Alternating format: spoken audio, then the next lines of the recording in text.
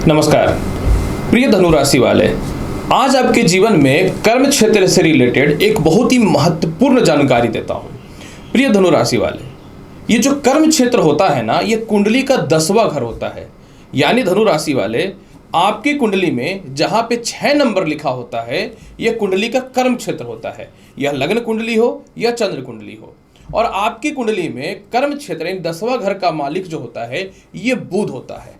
अब मैं आपको बताना चाहता हूं कि ये जो 10वां घर होता है ना, ये प्रत्येक मनुष्य के जीवन में उसकी व्यवसाय, कर्म जो करता है इंसान, उसके द्वारा प्राप्त मान और सम्मान, सरकार के द्वारा उसको प्राप्त सम्मान, पिता से लाभ, और इसके अलावा कर्म क्षेत्र में उसके आचरण को दिखाता है। जी हाँ, कि आप अपने कर्म क्षेत्र में कितने ईमानदार हैं या कितने ज़्यादा बेईमान हैं।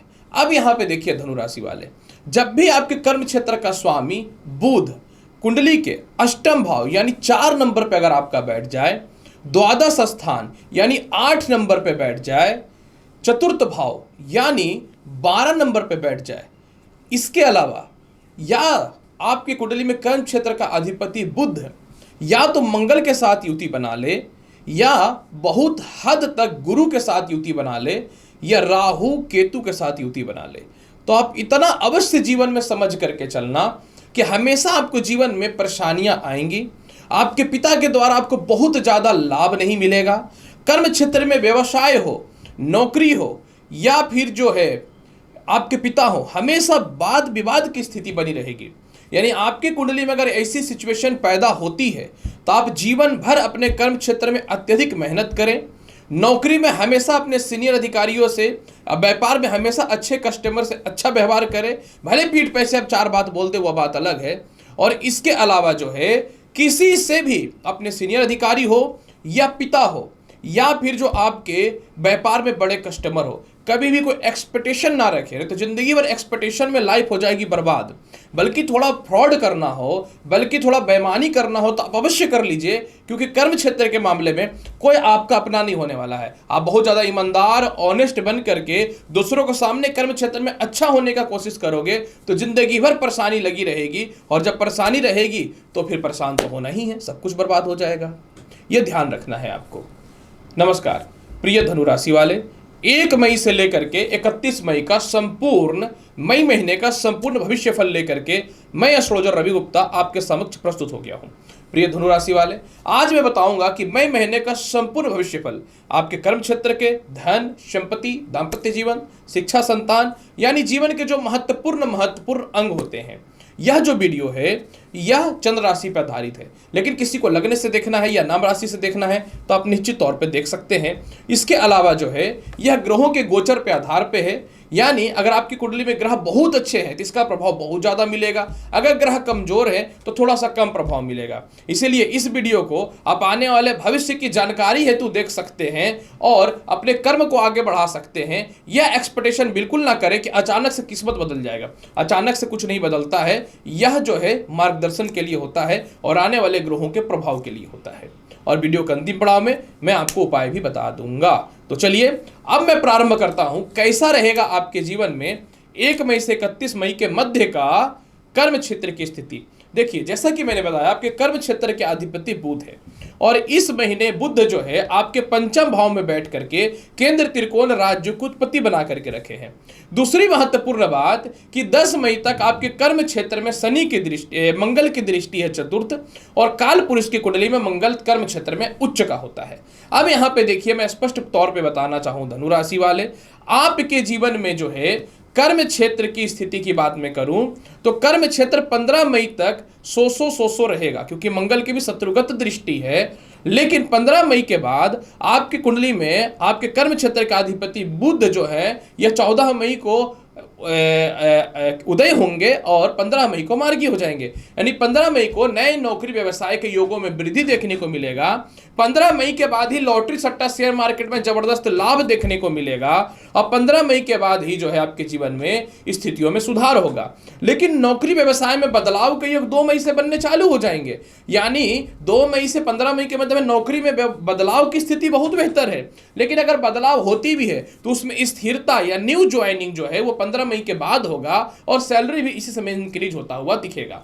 अगर मैं बात करना चाहूं कैसा रहेगा विदेश यात्रा का हाल, आपकी कुंडली में विदेश यात्रा कारक सूर्य है जो पंचम भाव में उच्च का रहेगा 15 मई तक। 15 मई के बाद ये षष्ठम भाव में जाएंगे जहां के ये कारक होते हैं, और द्वादश स्थान के अधिपति मंगल अष्टम भाव में नीच के होंगे। जब भी द्वादश खराब हो जाता है तो मनुष्य के जीवन में विदेश जाने के योग भी बनते हैं। अच्छा होने पे बहुत प्रबल योग बनता है तो, और खराब होता है तो ज्यादा खराब होने पे। यानी आपके जीवन में 10 मई के बाद विदेश जाने के योगों में 100% प्रबलता देखने को मिलेगा। 10 मई के बाद आप विदेश जा सकते हैं, लेकिन इसमें बेहतर प्रबलता मतलब सीनियर अधिकारी आपको सपोर्ट कर दे, या किसी प्रकार से वीजा, ग्रीन कार्ड या वीजा एक्सटेंड को लेकर के कुछ समस्याएं हो रही हैं, या डॉक्यूमेंट को लेकर कुछ समस्याएं हो रही हैं, तो ये 15 मई से सॉल्व होना चालू हो जाएगा।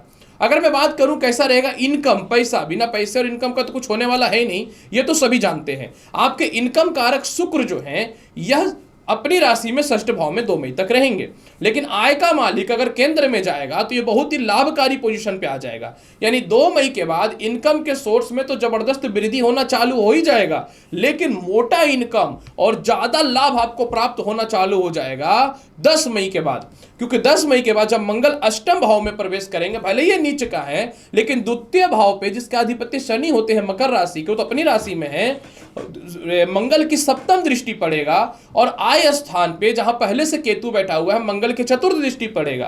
केतु को कुंजवत ग्रह भी कहा जाता है, मतलब मंगल के अनुसार फल देने वाला। ऐसे सिचुएशन में क्या होगा धनु राशि वाले कि आपके जीवन में जो है 10 मई के बाद यथा धन की प्राप्ति होगी। रिश्तेदारों के पास, भाई बहनों के पास, जहां भी आपके पैसे फंसे हुए हैं, सरकार के पास, वह निकलना प्रारंभ हो जाएगा। वो कहीं भी आपका पैसा फंसा हो। इसके अलावा अगर आपके कहीं पैसे मोटे फंसे हुए तो वह भी मिल जाएंगे, और जिनको मोटा लोन लेना है, काफी समय से लोन के लिए परेशान हो रहे थे ना, आपके जीवन में इसके भी योग जो है 10 मई के बाद बनने चालू हो जाएंगे। हालांकि लोन लेना तो बहुत ज्यादा शुभ नहीं माना जाता है। अगर मैं बात करूं दाम्पत्य जीवन की स्थिति कैसी रहेगी, आपके दाम्पत्य जीवन स्थान पे 10 मई तक जो है मंगल बैठा हुआ है। यानी 10 मई तक आपके जीवन में लव लाइफ की स्थिति बहुत अच्छी है। प्रेम से विवाह के योगों में बहुत ही बेहतर वृद्धि दिखेगा, लेकिन अरेंज मैरिज या दाम्पत्य जीवन जो खटपट और अस्थिरता और जो परेशानियां चल रही थी, आपका जो है यह बेहतर योग 10 मई के बाद चालू हो जाएगा। हालांकि देखिए शुक्र और मंगल की युति हो जाएगी 2 मई से। मंगल और शुक्र की युति शुभ नहीं मानी जाती है, अतः इस समय अस्थिरता, परेशानियां कंटिन्यू देखने को मिलेगा, क्योंकि केतु की दृष्टि भी पड़ रही है, तो मंगल का बल में वृद्धि हो रहा है।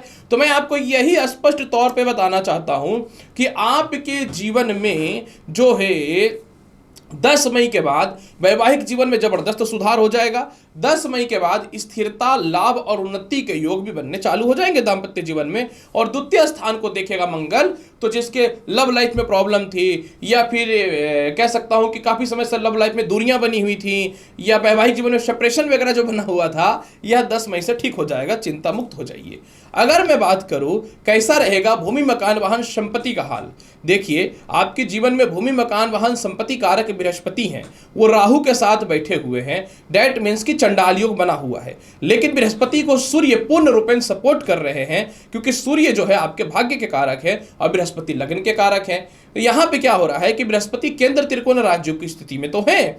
15 मई तक सूर्य और बृहस्पति की युति है, अतः मैं यही बोलना चाहूंगा कि 15 मई तक भूमि, मकान, वाहन, संपत्ति का योग है। कोई भी खानदानी प्रॉपर्टी विवाद वगैरह है तो 10 मई से पहले इसको सॉल्व कर लीजिएगा, क्योंकि खानदानी प्रॉपर्टी विवाद वगैरह में जो समस्याएं वो 10 मई के बाद बढ़ सकते हैं। मतलब आपको कोई भी प्रॉपर्टी, वाहन या कुछ भी संपत्ति से रिलेटेड काम करना है, या वाहन खरीदना या बेचना है, तो 15 मई से पहले आप इसे कर लें।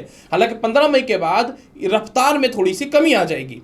अगर मैं बात करूं माता पिता से सुखों के बारे में, तो 15 मई तक माता पिता से बेहतर सुखों की प्राप्ति होगी, और 10 मई के बाद छोटे भाई बहनों से तो तालमेल बहुत ही अच्छे हो जाएंगे। रिश्तेदारों से प्रॉपर्टी रिलेटेड विवाद में तो सॉल्व होता हुआ जरूर दिखेगा, हालांकि विवाद रहेगा, लेकिन बड़े भाई बहनों से 10 मई के बाद विवाद, अस्थिरता, परेशानियां चाचा चचेरे भाई वगैरह से या सरकार के लोगों से हो सकता है। तो आप 10 मई के बाद थोड़ा सावधान रहेंगे प्रॉपर्टी के मामले में, जबकि अगर प्यार से हैंडल करेंगे तो निश्चित तौर पर भाई बहनों से अपना काम निकाल सकते हैं। 10 मई के बाद बड़े भाई बहनों से भेदी ना करें, अपना काम निकालना है तो चापलूसी सीख लीजिएगा। इसके अलावा अगर मैं बात करूं कैसा रहेगा आपके जीवन में शिक्षा, संतान का हाल, देखिए, और इसमें मैं चर्चा करूंगा आपके जीवन में बहुत हद तक थोड़ा सा कोई इंटरव्यू वगैरह का रिजल्ट आना है तो क्या रहेगा। देखिए 15 मई तक सूर्य पंचम भाव में उठ चुके हैं। 15 मई के बाद आप अपने संतान के, सेकंड संतान के या फर्स्ट संतान की बात करूं, पहले फर्स्ट संतान की बात करता हूं। फर्स्ट संतान के भविष्य को लेकर परेशानियां हैं तो 15 मई तक पहले संतान की तरक्की के रास्ते खुल जाएंगे। द्वितीय संतान का तरक्की 10 मई से होना चालू हो जाएगा, जब मंगल और शुक्र की युति सप्तम भाव से समाप्त हो जाएगी। यानी जिनको द्वितीय संतान कंसीव करना है, आपके लिए जो है 10 मई के बाद योग बहुत ही अच्छा है। द्वितीय संतान के भविष्य को लेकर जो परेशानियां हैं 10 मई के बाद बहुत अच्छा है। अब प्रथम संतान आपके 15 मई तक उनके आपके बातचीत चालू हो जाएंगे, तालमेल अच्छे हो जाएंगे, हर मामलों में सुधार के योग बनते हुए दिखेंगे धनु राशि वाले। अगर मैं बात करूं संतान कंसीव होने से रिलेटेड गुड न्यूज, निश्चित तौर पे 15 मई तक मिल जाएगा। कोई इंटरव्यू आना है, कोई रिजल्ट आना है तो निश्चित तौर पे 15 मई से पहले पहले फेवर में रहने वाला रहेगा। स्वास्थ्य की बात करूं, देखिए निश्चित तौर पे 10 मई के बाद थोड़ा सा सिर दर्द, नेत्र से रिलेटेड समस्या और पेट से रिलेटेड समस्या और पैरों में कष्ट हो सकता है। तो अब 10 मई के बाद अपने स्वास्थ्य का विशेष ख्याल रखिएगा। और इसके अलावा अगर मैं कर्ज और शत्रु की बात करूं तो आपके जीवन में 15 मई के बाद कर्ज और शत्रु की समाप्ति होनी चालू हो जाएगी।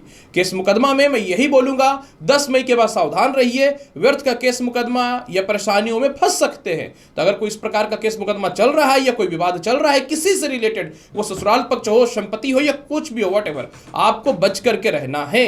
उपाय के तौर पे क्या करना चाहिए धनु राशि वाले? उपाय के तौर पे मैं यही बोलूंगा धनु राशि वाले कि पूरे महीने 10 मई के बाद हनुमान चालीसा का पाठ करते रहिए, आपके लिए बहुत ही बेहतर रहेगा। इसके अलावा सफेद चंदन का तिलक लगाते रहिए और गणेश चालीसा का पाठ करते रहिए। देखिए पूरा महीना आपका बहुत ही बेहतर जाएगा धनु राशि वाले। तो प्रिय धनु राशि वाले, कैसा रहेगा आपके जीवन में मई महीने का हाल, इसकी संपूर्ण भविष्यवाणी मैंने बहुत ही क्लियर और स्पष्ट तौर पे बता दिया है। उम्मीद करता हूं कि बताई गई जानकारी से पूर्ण रूप से संतुष्ट होंगे। चैनल पर नए हैं तो लाइक करिए, शेयर करिए, सब्सक्राइब करिए। मैं हूं एस्ट्रोलॉजर रवि गुप्ता, मिलता हूं अगली वीडियो में और महत्वपूर्ण और ज्ञानवर्धक जानकारी के साथ। तब तक के लिए नमस्कार, अच्छे से रहिए, धन्यवाद।